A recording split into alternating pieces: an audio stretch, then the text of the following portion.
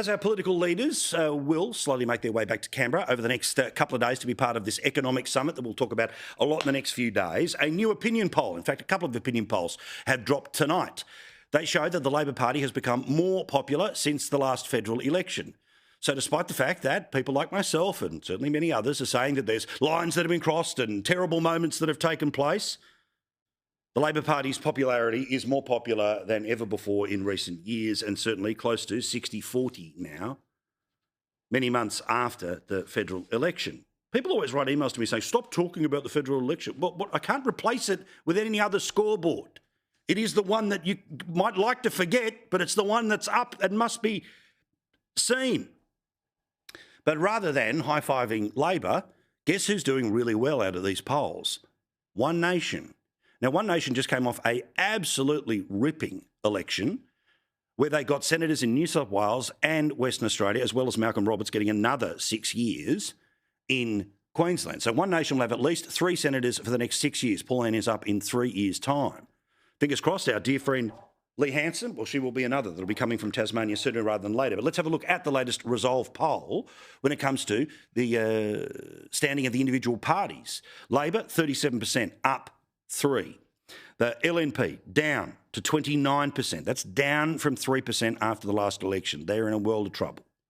The Greens, 12%, basically the same. One Nation is up by 3 points. Independents, up by 1, others down by 2. But pay attention there. Now, you could very simply say that, well, you take a bit from here and you move a bit there and you move it around here. But reality is One Nation has grown by a bigger margin than the government has, as the government is moving its way towards 60-40. Now, is it people who are exclusively LNP supporters, or is it others going from somewhere else? I don't know. We'll all find out together.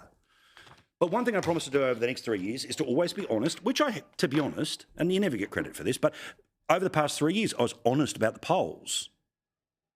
Because I remember making a colossal mistake before the 2022 election, which is that I read too much into the preferred Prime Minister and the don't know number and all of that, because it was right when we were talking about Shorten back in 19. But one thing I've done between 22 and 25, and I'll do between 25 and 28, is to tell you the numbers as they are. Not as I wish them to be, but as they are.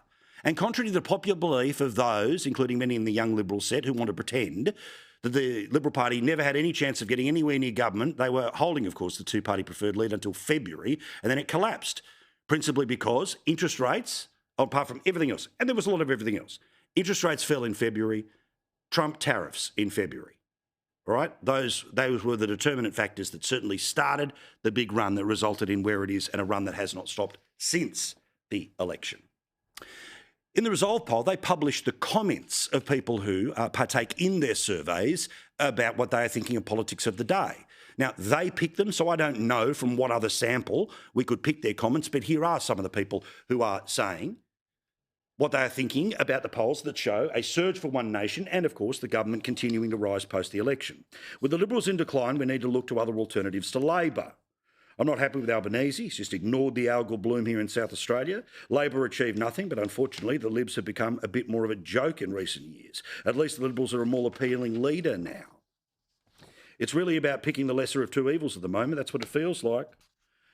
We were promised relief of living costs at the election, but we're not getting it. Geez, who told you that in the many weeks and months before an election? Don't believe them. Anyway, our government seems fixated on foreign agendas. Focus here at home. Okay, sure, but that would explain why their numbers have gone up. Didn't go down, went up in a poll that, by the way, was being taken last week while much of that drama was playing out. The promises being made to buy our votes are just too extravagant. Yeah, I agree with you.